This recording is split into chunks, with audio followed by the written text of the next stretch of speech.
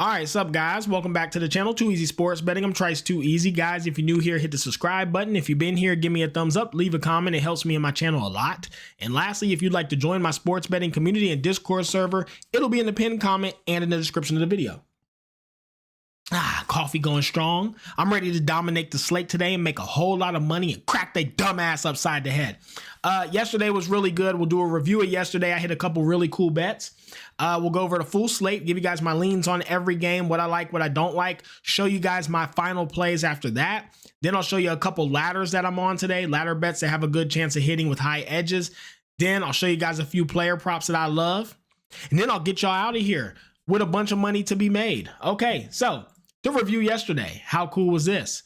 I went up 7.8 units, had a 12% ROI, 21 wins, 44 losses. Guys, I only bet plus money plays 95% of the time. I do EV betting, so if there's an edge, you really want to, if you're doing EV betting, you want to do plus money plays, especially on player props. You don't want to do negative odd player props. So yeah, 21 wins, 44 losses.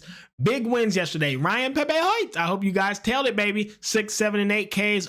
Ooh, God, I love hitting ladder props like that. I posted it for everybody, so everybody should have cashed this. So enjoy the fucking bag I gave you and hit the subscribe button for that. And lastly, Ian Happ. I hit him one home run and 2 home runs at plus 4,500.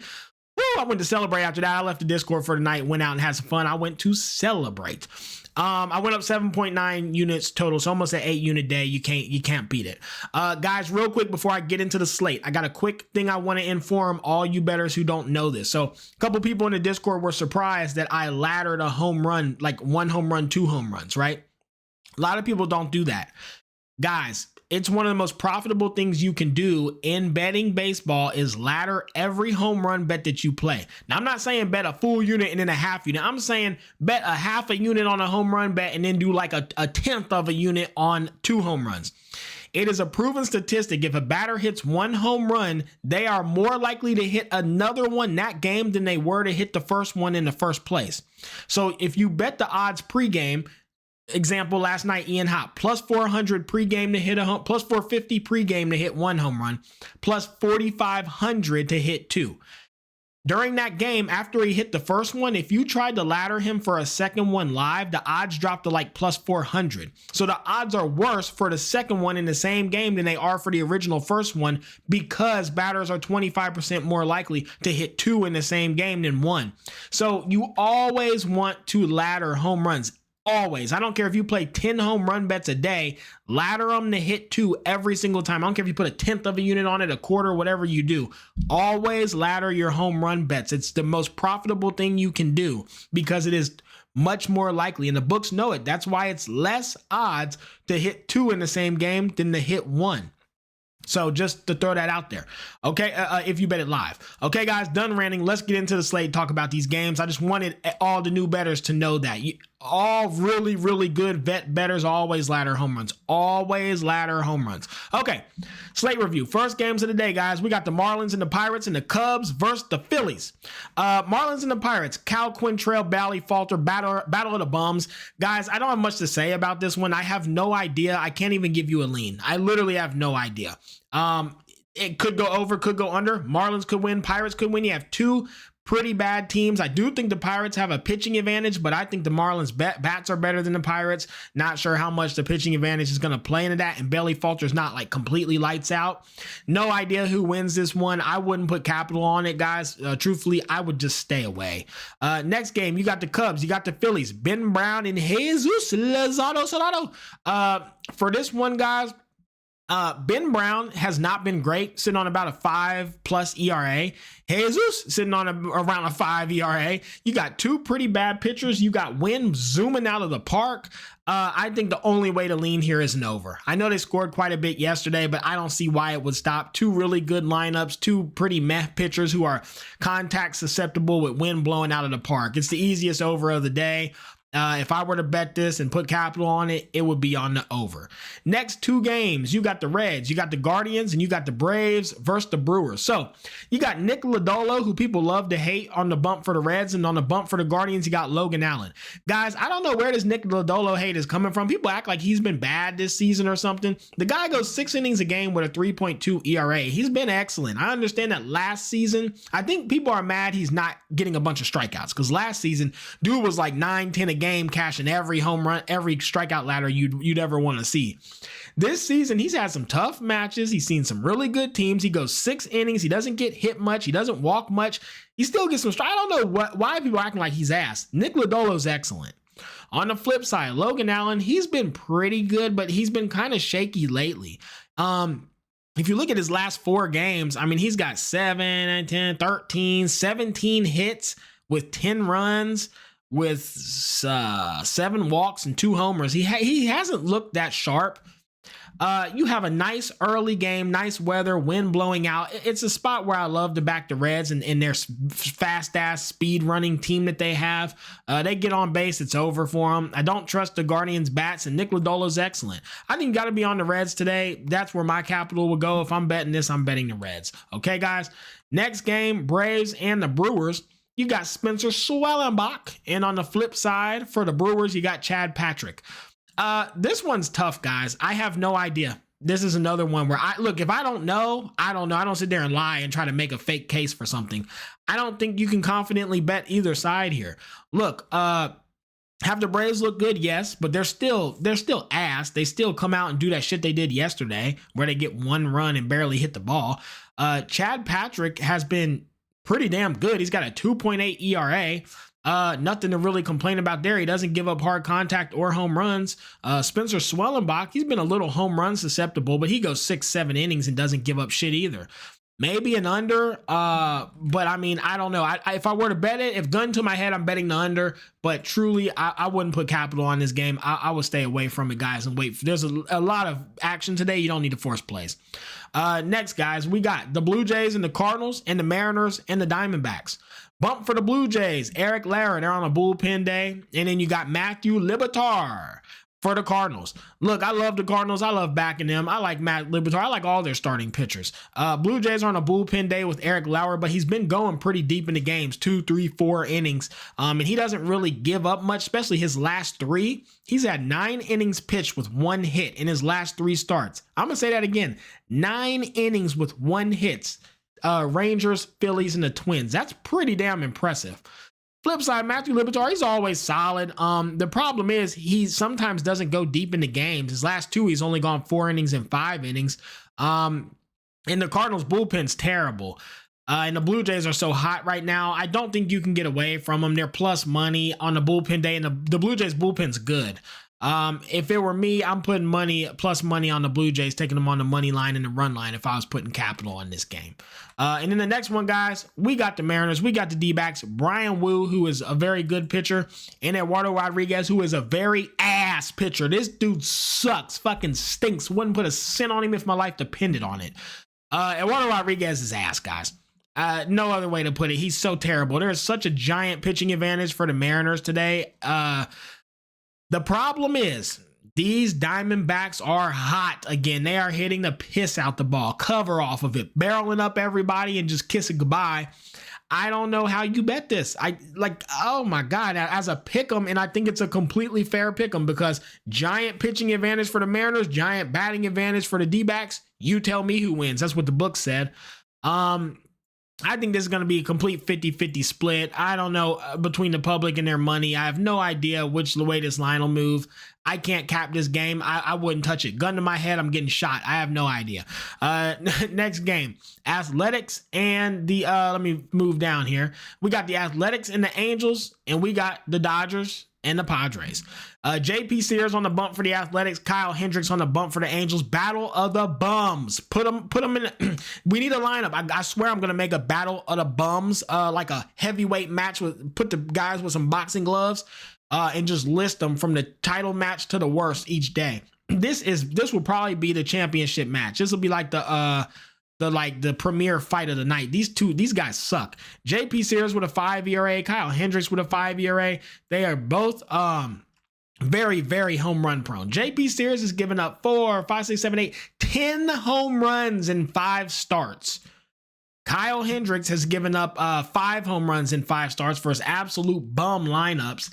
And in this game, the wind is zooming out of the park. Look, yesterday should have been high scoring. It didn't happen. I get it. We didn't put capital on it, so it's fine. For me today, guys, I don't see any planet where this doesn't go over. I know it's at 9.5. I still think it goes over. 2 of the worst bullpens and 2 of the worst starting pitchers in baseball with good weather and wind blowing out of the park. Over 9.5 is the only way for me. That's where I would put capital. Next game, we got the Dodgers and the Padres. Justin Robleski, he is giga ass, and then Randy Vasquez, he's pretty good. Justin's been awful. 3 starts. He's gone 15 innings in 3 starts. He's given up 15 hits. He's given up 12 earned runs with 3 homers and 6 walks. That's in 3 starts, guys. Sounds like you think that's like 6 games. That's 3 starts. He is terrible. Flip side, Randy Vasquez. He is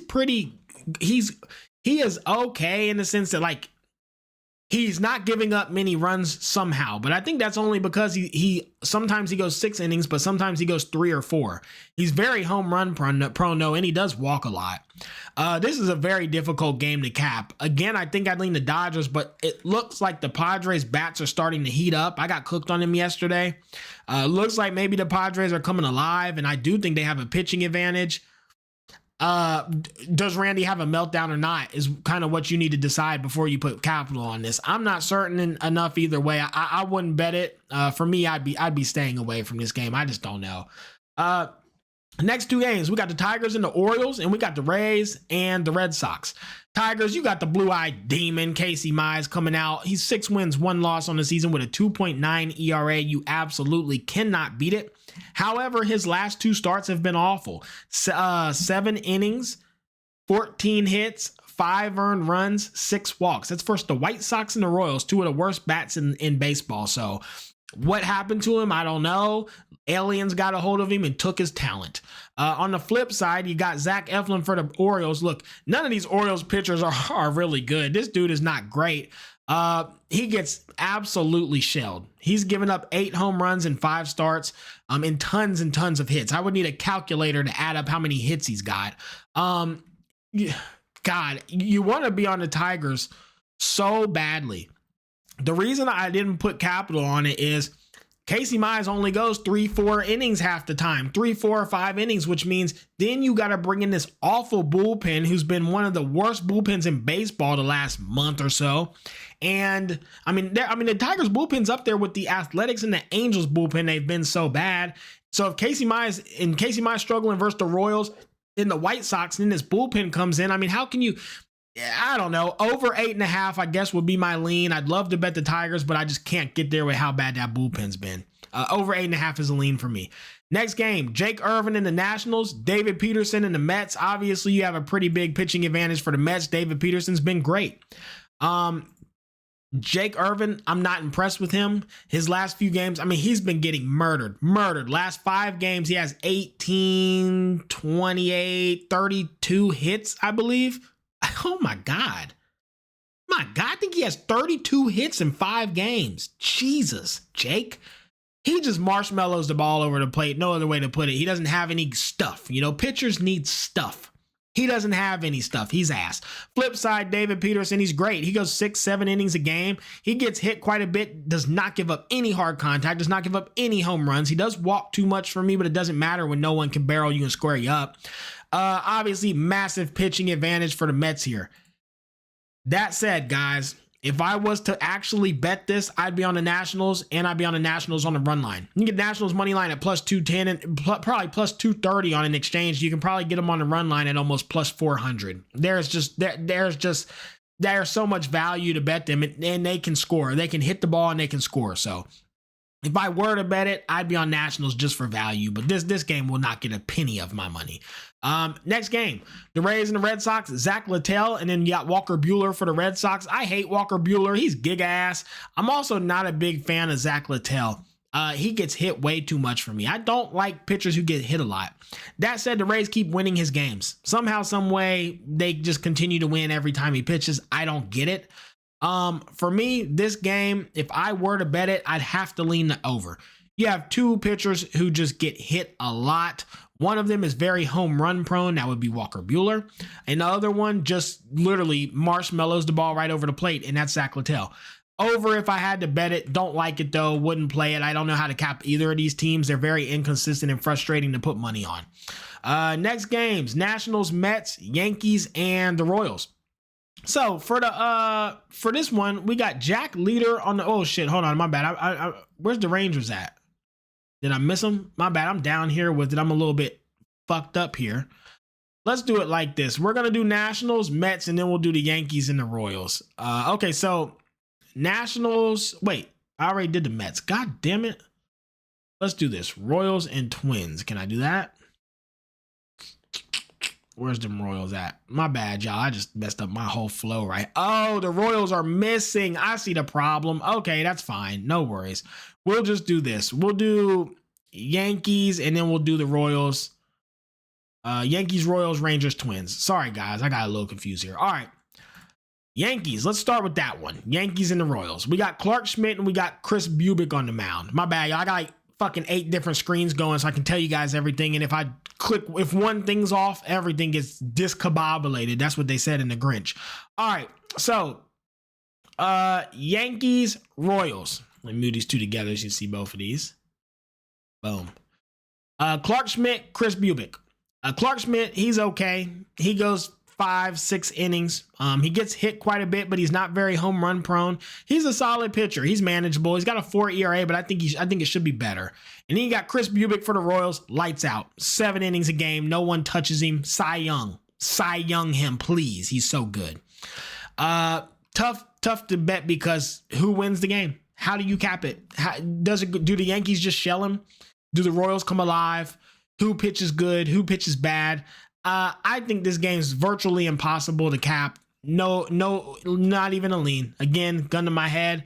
Probably got to shoot me. I can't even give you a pick. I have absolutely no idea. Next game, Rangers and the Twins. Jack Leader and David Festa.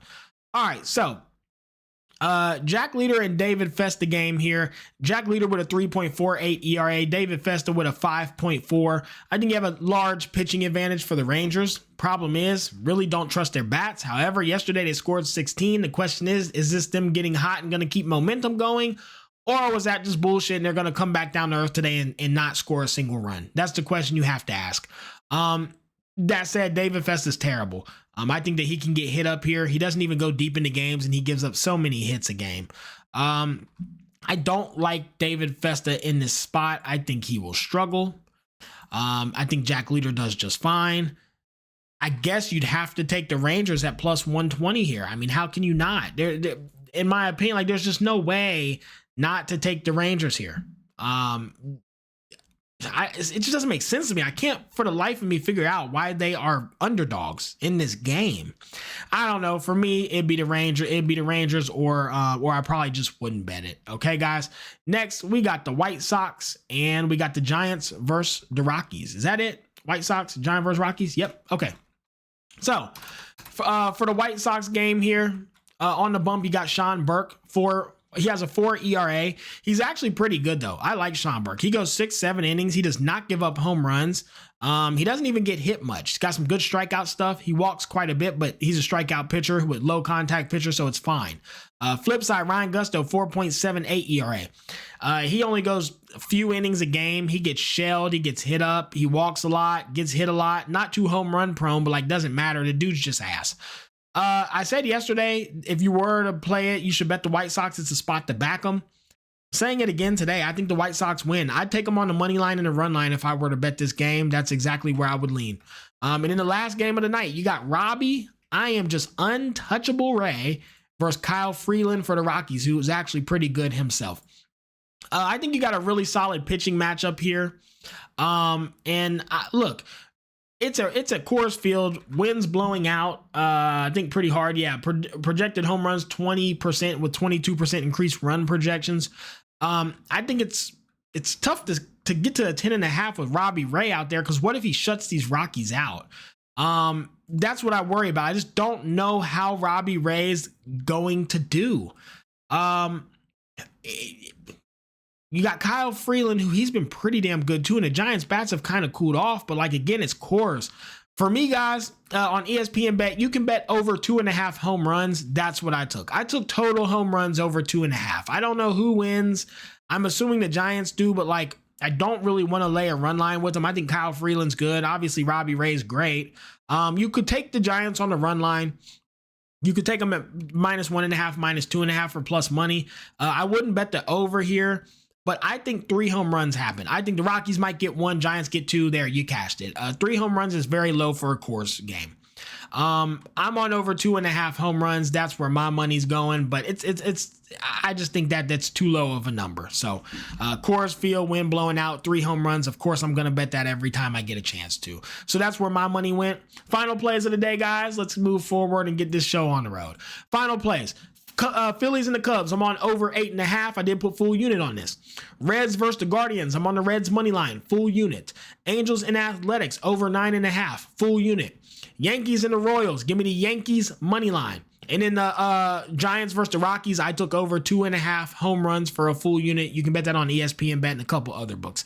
That's my final plays, guys. A couple ladders I'm on today that you may be interested in yourself. Bases and hits. I got Jeff McNeil for the Mets. He's been on absolute fire, and you have Jake Irvin, who is ass. Pitching against him, I think he goes crazy today. Jeff McNeil 2 bases and Jeff McNeil 3 bases, 160 plus 161 and plus 275.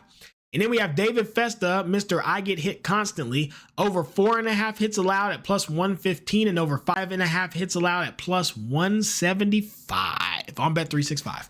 Okay, guys. Anyways, a couple props that I am on today, and then I'll get you guys out of here. Let's go ahead and take a look at these.